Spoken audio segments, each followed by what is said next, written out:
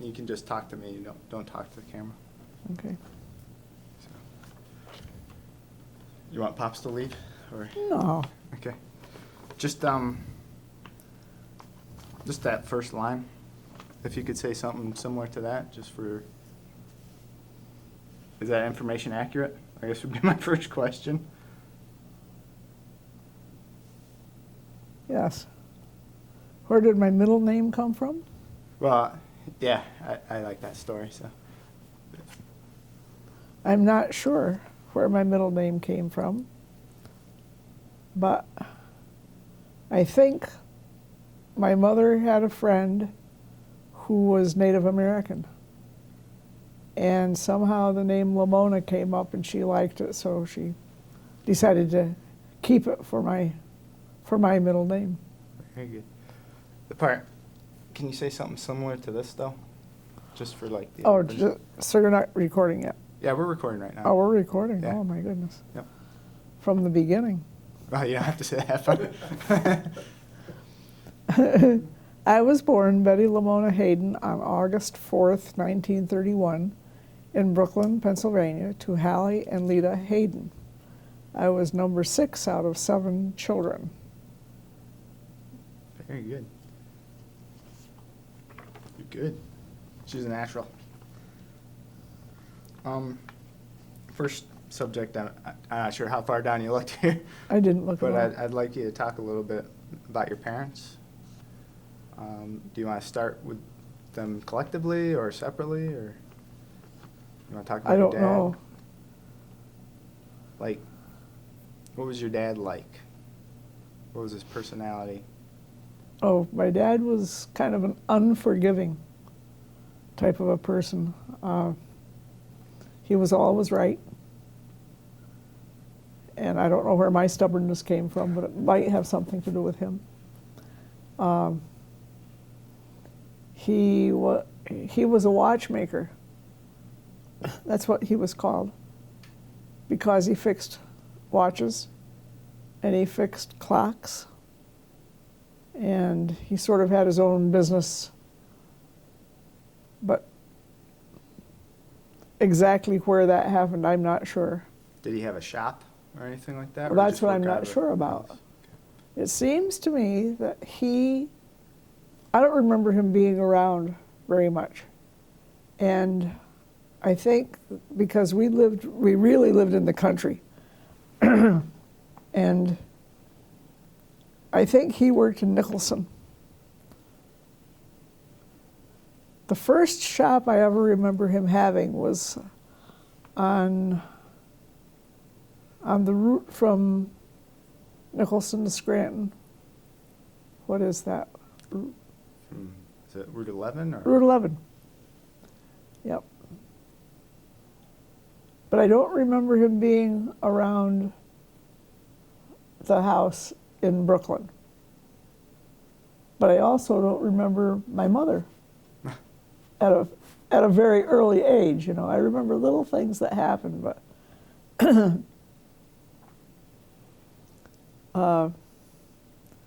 we were very family oriented because we had no transportation. I mean, by that, we had no car.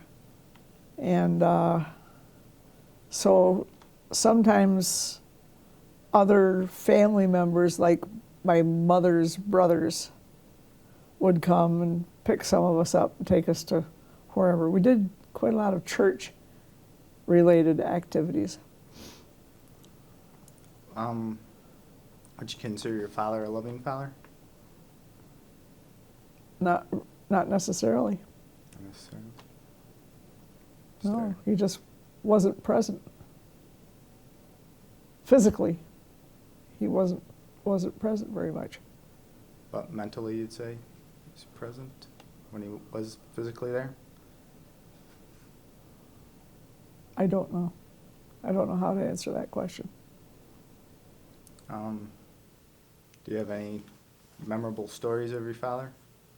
Anything come to mind? Well, the ones I remember are not very complimentary because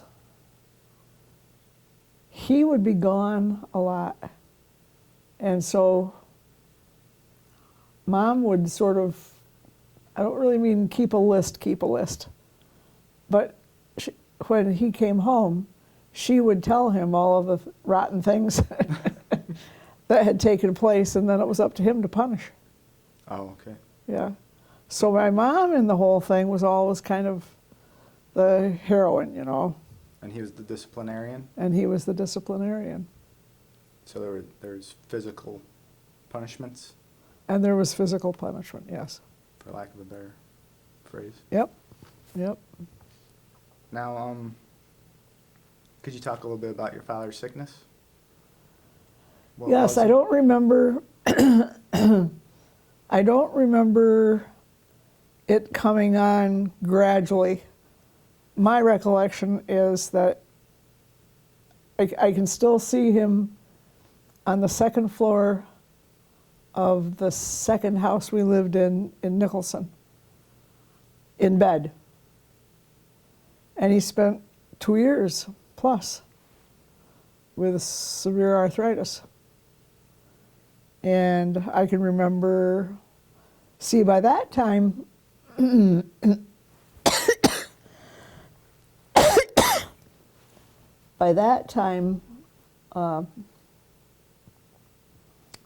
Ed and Lucille were out of the house. They were out of high school, doing whatever they did. And Hallie and Dave, it wasn't quite time for the Second World War, but when the Second World War came, Dave and Hallie were in the service. But so I can't picture them in that house, but I just remember that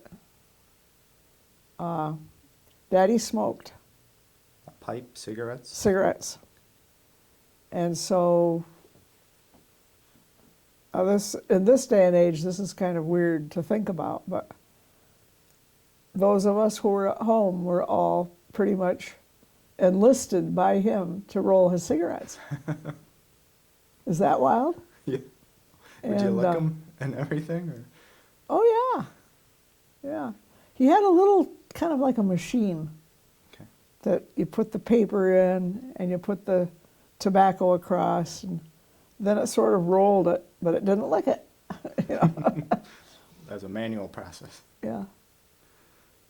But I remember that, and he had a kind of an ingenious little thing. He had a clothespin, a clip clothespin. It had to have been one of the early ones, because clothespins back in those days were what they called pegs. You know, they had Oh, the yeah, two little yeah. feet. And but anyway, he enlisted one of those for a cigarette holder, so he could pinch it. You didn't have to touch it, but you'd hold it to his lips so he could inhale. But I remember Ollie being involved in that before I had to. I think Daddy waited until the last minute before he asked me to do that type of thing, and I may have just said I'm not going to do it. I don't know. I don't remember. Now, I don't think Carol ever had to worry about that, but You say last minute, like how old were you? I would have been between 8 and 10. Wow. Now, one of my favorite stories about your father is you said because he was laid up in bed for whatever period of time it was, he read the encyclopedia. He did. We had some neighbors that were fairly affluent, and they had a set of encyclopedias. And he loved, these same people got the New York Times every Sunday. And when they were through with the paper, it would come to our house.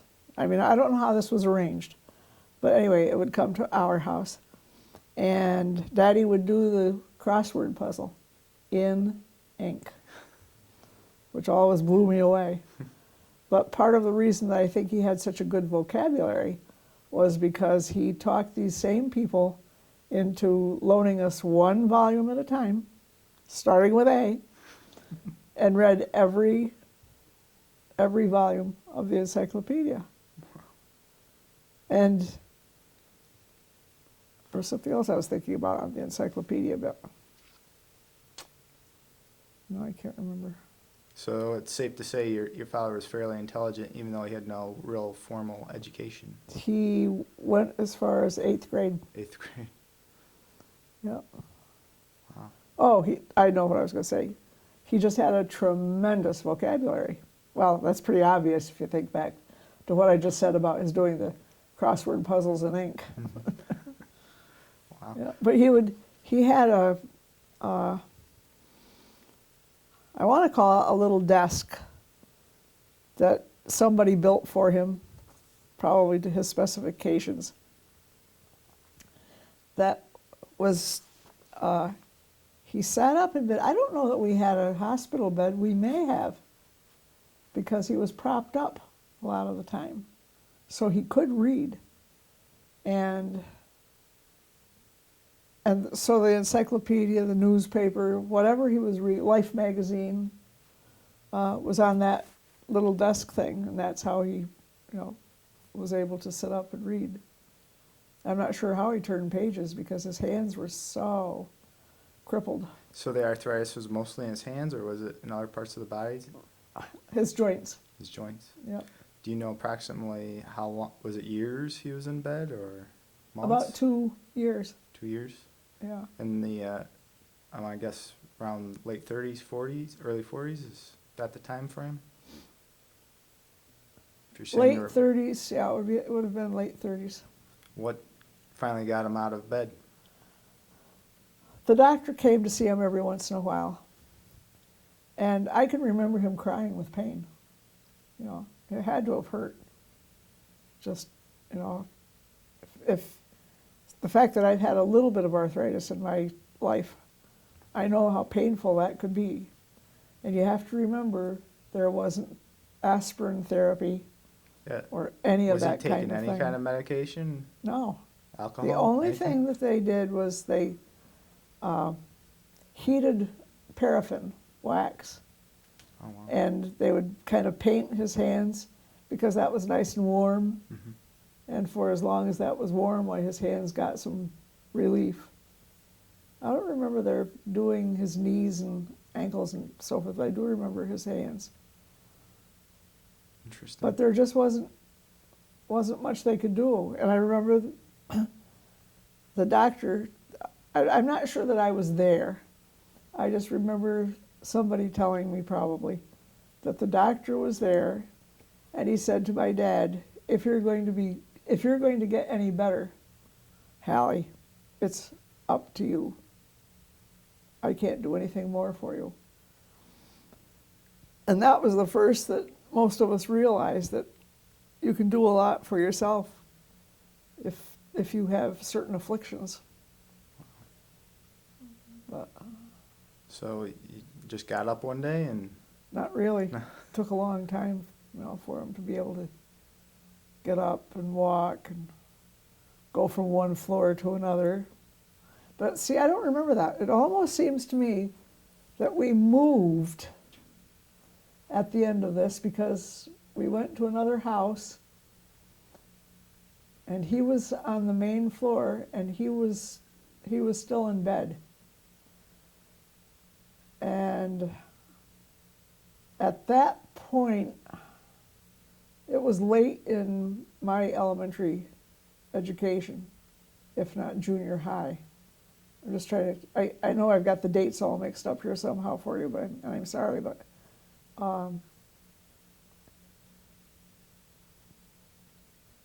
he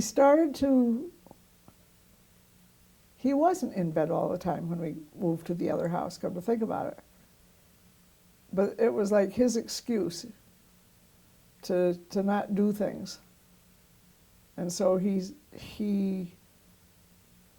made his home the bed, because that's how it had been for a long time. And then he started to do little things with his hands. And he went back into fixing watches again. that's going to be my next question. So he did finally Yep, go back to work? yep, he did. And did he work till the day he died, or did he? Yes, he did. Yes, he did. Because we went from that house to Endicott.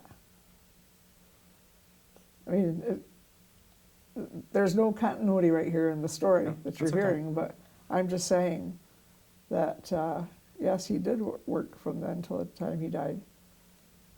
But by that time, we had had a lot of changes in our lives all the way around. So, And what year did he pass? 1963, I think it was. 63. That doesn't sound right. Wait a minute. Was it 50? I thought it was 55. It was. It was. It was 55. Did he have an illness or Yeah, he had a bleeding ulcer. over in the stomach? Yep. That's what. Okay. Yeah, going back to Nicholson for a little bit and Daddy. I'll tell you a couple stories.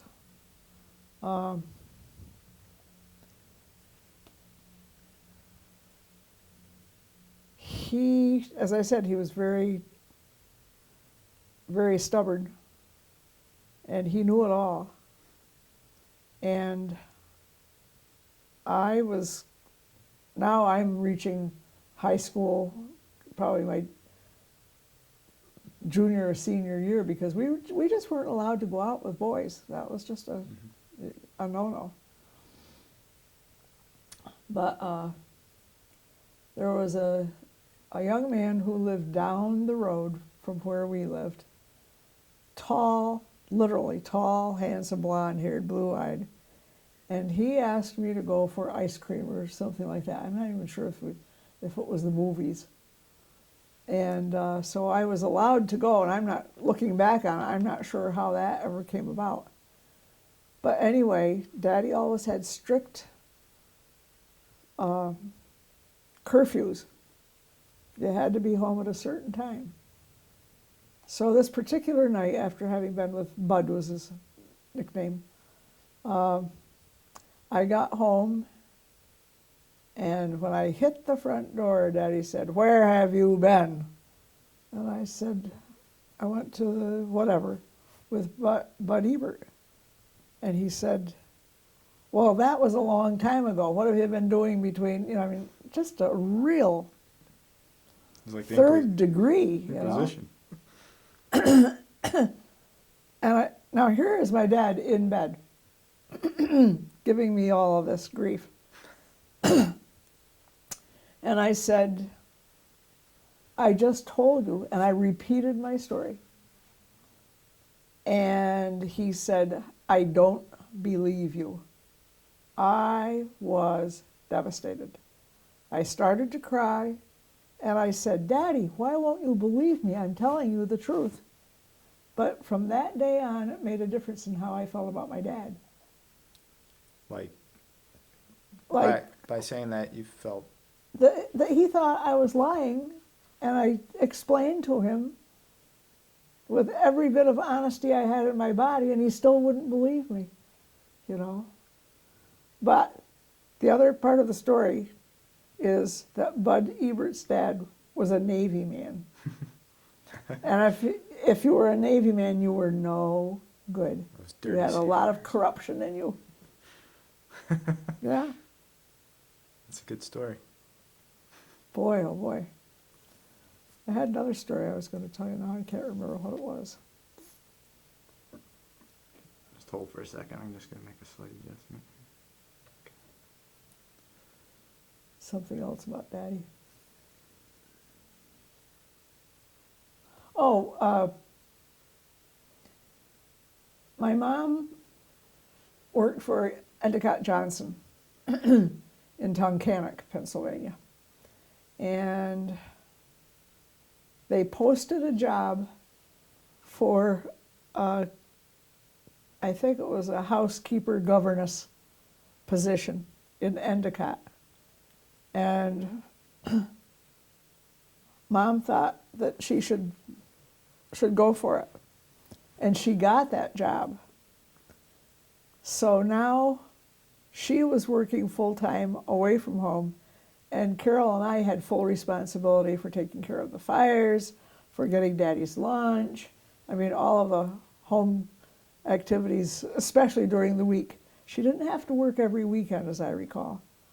But anyway, we had a lot of responsibility.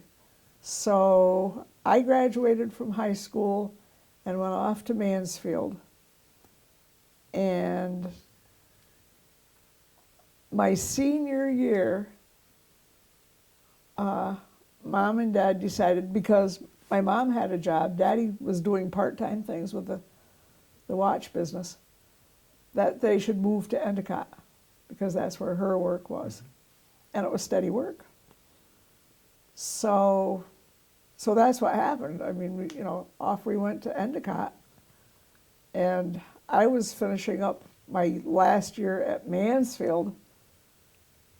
And then I took a job in Endicott when I graduated. But the thing was, I came home one day. We always had to check on Daddy at the end of the day. Somebody had to check because at that point, he had a little shop above one of the stores on Washington Avenue in Endicott. Do you happen to remember which store it would be today? No. Okay. No, but it was, I remember it was a long set of stairs, and that's where he did what he did. And I got up there, and Daddy was sick. I mean, really sick.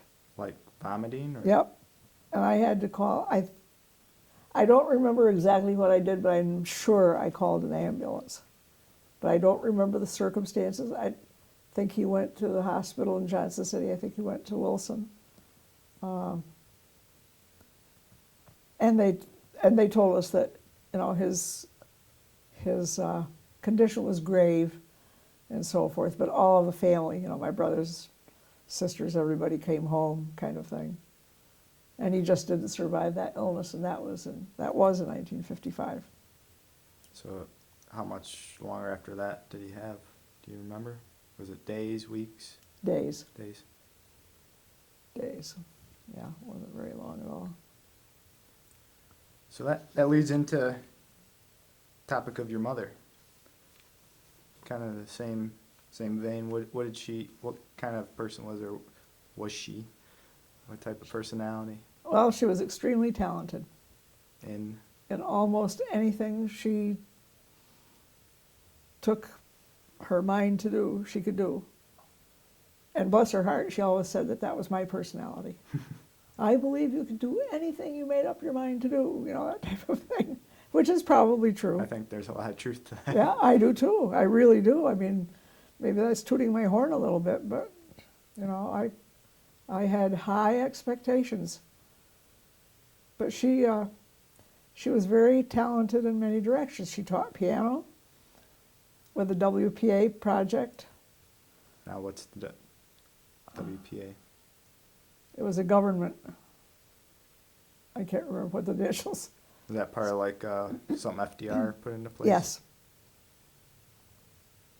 So there were always piano students coming in and out our door,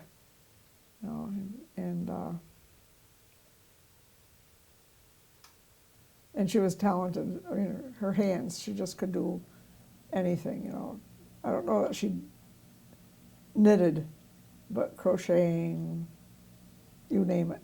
The ornaments that she made for us, so forth. She also, growing up, thinking about my mom and the kind of talent she had, we had no money, so we had a lot of hand-me-downs. And she would take the hand-me-downs that we were given and take them apart and remake them. She made my brother's suits. Think about that. Yeah, you don't hear about people making suits anymore. Yeah. And she made my whole wardrobe when I went to Mansfield. And it was very interesting that I was half ashamed that my clothes were handmade, because all these girls could go into any shop and buy whatever it was they wanted to put on their bodies. And until the girl at Mansfield, the girl in our dorm room who was very affluent, came to me one day and said how she envied the fact that my mother made all of those clothes. And then I realized that it was the love that my mother put in the clothes that she didn't have with her. You know, she didn't have that kind of relationship with her mother. That's a good story. Yeah, it's cool. Your mother made a living in the early part of your life as a piano teacher, it sounds like? Teaching? Yes, somehow she was what's the right word I want? Somehow she did that. I don't know how, whether the government actually sent her checks or money was not talked about. I mean, we knew we didn't have much, but nobody said, oh, those poor Haydens, they're poor. It just, you didn't talk about salaries, you didn't talk about what you had or what you didn't have. It was just, that was your life. That was your lot. And then later on, she became like a nanny, or? She was actually, when she went to Endicott, she worked for the Johnson family, as in Endicott Johnson. Frank Johnson in particular. And so, Might have to hold on for a second.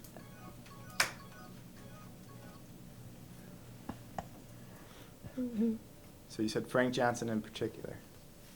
well, that's who this family was. There was a Frank and his wife and 2 girls. And so she cooked for them. She kept the house clean. And she also was like a governess for the children. In other words, maybe nanny would be the word for her, but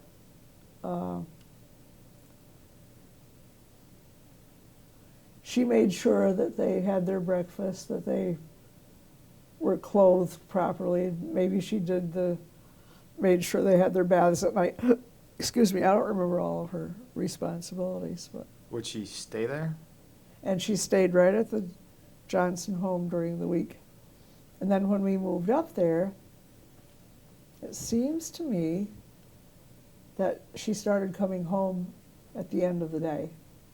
That would be after their supper meal. And they always ate late, so I don't remember what time she got home. You know how many years she worked for them, roughly? Well, she started when I was a senior at Mansfield. And I think she was still working for them when Daddy died. So that would have been 53 to...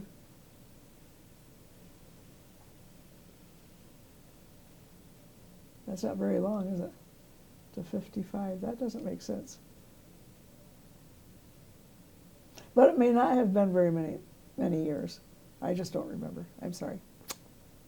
And what year did she pass? 80, was it 83? I think it was 83. And did She was 84, 85 years old. Was it from illness or? Well, she was fragile. She had had a heart attack, so she had a heart condition, and she also had a form of cancer that I can't remember right now. Leukemia? I was thinking of some kind of leukemia. Thank you, yeah. Would you consider her a loving mother? Oh, yeah. Yeah, when we were young, and Daddy was away, she had to ride us pretty hard just because, to keep her own sanity. I mean, I don't remember what it was I did, but I remember one day that I did something or went someplace and I wasn't supposed to do whatever it was. And she went out and she cut a switch from a bush or a tree, and she came after me, and she got me right in the back of my legs. Oh, wow, did that hurt. So she could get after us, but she also was, for the most part, I always thought pretty loving. You keep saying your dad was away. Where would he go? Good question. He evidently went where the work was, because somehow we would get money enough for somebody to go to the local grocery store and get something for supper that night to buy. You know, that's the kind of, it was a, excuse me, a hand-to-mouth existence. What kind of faith did your mother have? What kind of what? Faith. Oh, she had a lot of faith. I can tell you one story. We always went to church. We always sang in the choir. But the money situation bothered her a lot. And I don't remember how old I was. I don't remember all of the circumstances. I just remember that she said to us one day, I think if I gave more money to the church, it would be a good idea. And she started to do that. Where the money came from, we started to have a better existence. I don't mean that it came out of the sky. It wasn't magic. It was, I think, because of her faith that things were going to change. She was going to do what she thought she could do, which was, as you give, so shall you receive. Kind of a biblical thing. Mm-hmm. So, did my mother have faith? Oh my goodness, yes. And I forgot to ask you, how was your father's faith? Was it as strong as your mother's? No. He never went to church. And he never defended that. You know, he never said, I'm not going because I don't believe. Just go ahead. You know, I'm not going. How about a memorable story or two of your mother's that comes to your mind? There are probably a lot of them, and now you've got me floored here. Putting you on the spot. You put me on the spot.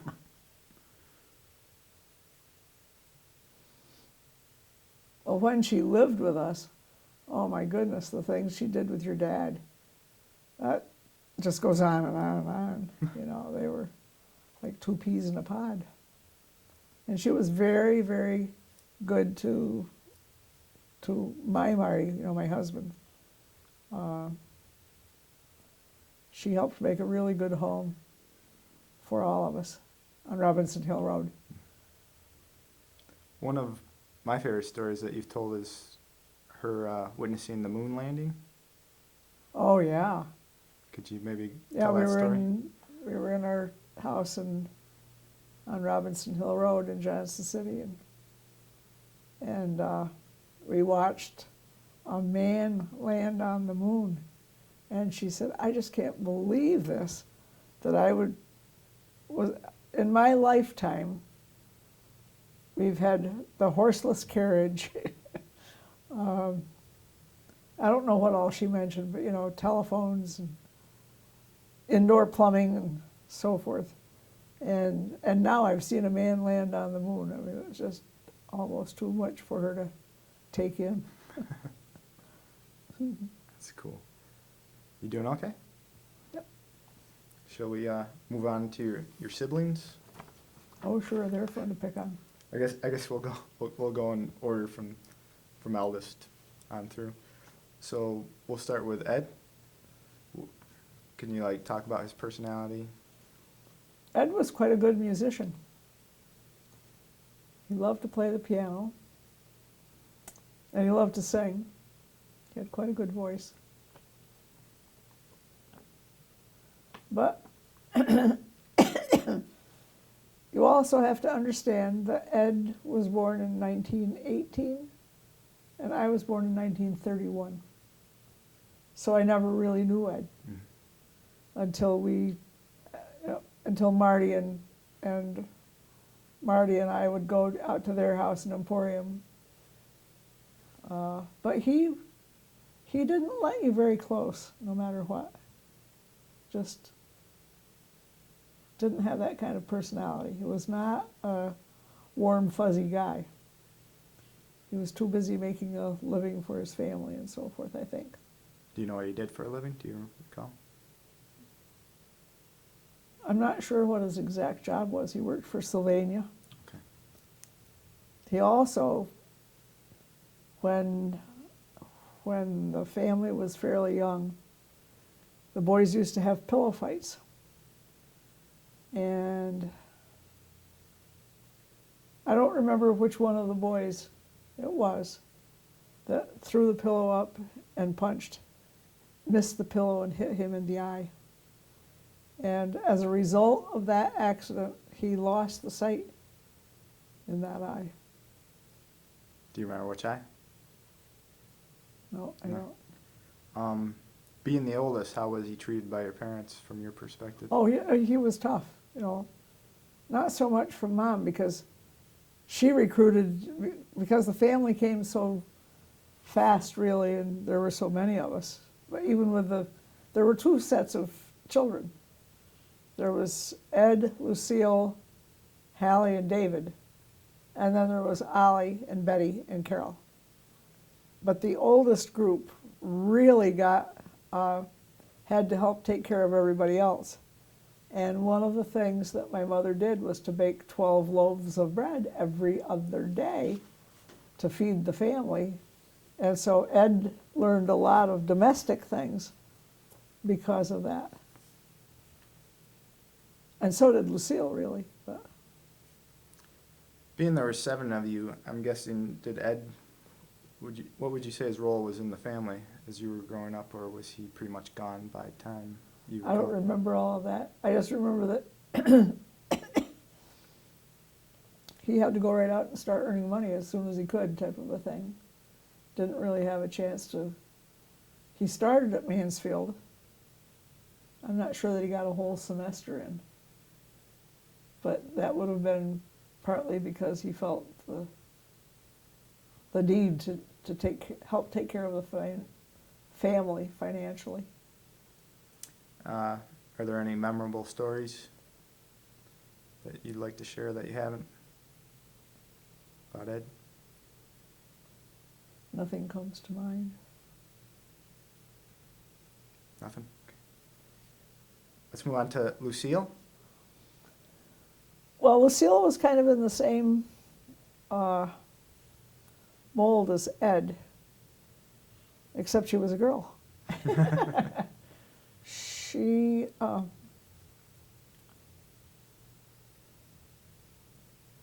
skipped a grade. Yeah, they were very, very bright. So she skipped a grade and graduated in the same class with Ed. And who knows what that may have done with relationships right there, you know. It's hard for me to tell because, again, because of the age, I didn't know a lot of things that were going on.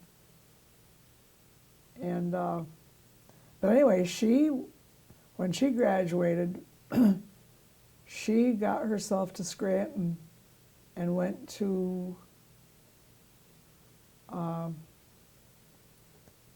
it was called a correspondence school. And it was really like a secretarial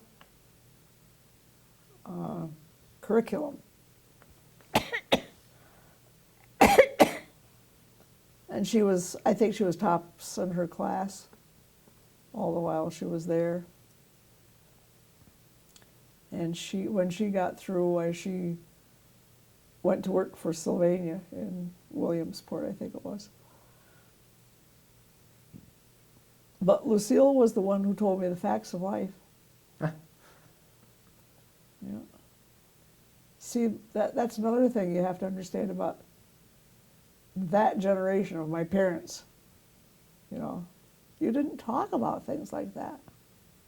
Birds and bees? I don't think so.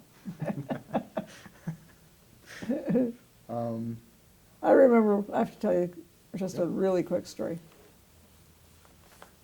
We lived in this house in Nicholson up on the hill. And it was a fairly small, well, actually, it was only half of a house. We had the downstairs. So Ed was gone. Lucille was probably finishing up at this correspondence school, Lackawanna, something. And I have no idea where Dave was.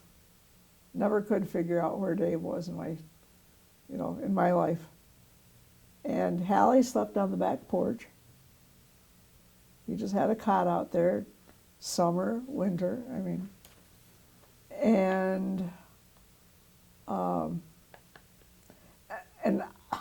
Ollie was there someplace, but I just don't remember it.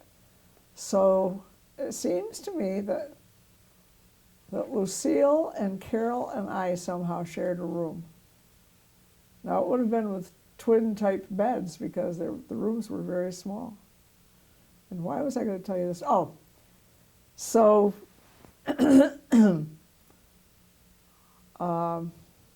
at night you would, and it was summertime when this story goes on.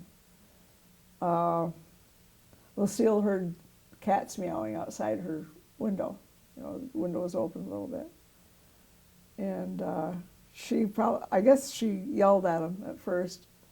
And then they kept, they were, tomcats kind of thing, just doing what they do at night. And she picked up a little jar of Vaseline, or probably cold cream, and threw it out the window. And the cats dispersed. Oh, dear. Oh, that's good. How was she treated by your parents? Same as Ed, or? Well, she was treated very well because of being a female and the kind of help she could give that the boys weren't expected to give. Just because she was a female. What role did she play in the family? Well, she obviously was kind of a surrogate mom to Carol and to me. And any other memorable stories that you can think of to share? Not really. Should we talk about Uncle Hallie? Oh, yeah. What type of personality did he have? He was always smiling, always whistling. He was the happiest guy. And he would give you the shirt off his back. You just knew this about him. Hard-working. Everybody wanted him to fix their car, to service their car, that type of thing. Just so warm, so affectionate. And he had a tough row to hoe a lot of the time because he married a woman who had just kind of the opposite personality. And they lived in downtown Nicholson. I don't mean what's in downtown Nicholson? Not quite on the edge of town, but in town. In, again, an apartment type of a situation. And they had their 3 children, their 3 boys, pretty quickly after they were married. So they found this farm up in the boonies and decided to buy it and go up there to live. And his wife, whose name was also Betty, did a complete turnaround in her personality. And what a difference it made with the way Hallie perceived things. His workplace was always a happy place, but his home life always had a lot of stuff going on. So that was the best move they could have possibly made. And then he was, as you remember him, he had that wonderful, warm personality. Now, he served in the Navy during the war. Do you remember that? I remember his being in the Navy. I don't remember too much about it, again, because of the difference in age.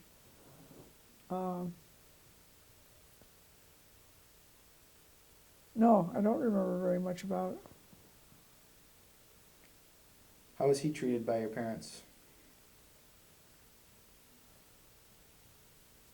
Well, he was one of the boys, and he didn't always lead the most exemplary life. I mean, he got in trouble. You know, there was this little streak of pranksterism in all of the boys, except Ed. Go figure.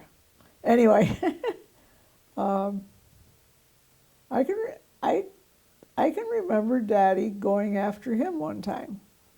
You know, and it made me wonder what in heck. I can remember pleading with Daddy, don't hit him, don't hit him, you know, that type of thing. I don't think it did any good, but it was scary to me.